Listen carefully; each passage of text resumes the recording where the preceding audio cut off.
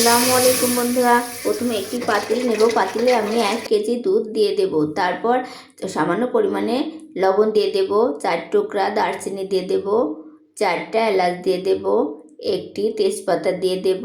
এবার আমি দুধটাকে ভালো করে জাল করে নেব। দুধটা যখন ফুটে উঠবে তখন আমি আরও নেড়ে চেড়ে দুধটাকে জাল করে নেব। দুধটা অনেকক্ষণ জাল করে নিতে হবে, এতে দুধটা ঘন হয়ে আসবে, পায়েসের স্বাদটা ভালো হবে। এবার আমি দিয়ে দেব 175 গ্রাম চিনি। আপনারা চাইলে এখানে গুড়, মিশ্রি অথবা বাতাসা ব্যবহার করতে পারেন। এখন আমি দিয়ে দেব ধুয়ে রাখা পোলার চাউল 50 গ্রাম। আমি এখানে পোলার চাউল নিয়েছি, আপনারা চাইলে আতপ চাউলের পায়েসও করতে পারেন।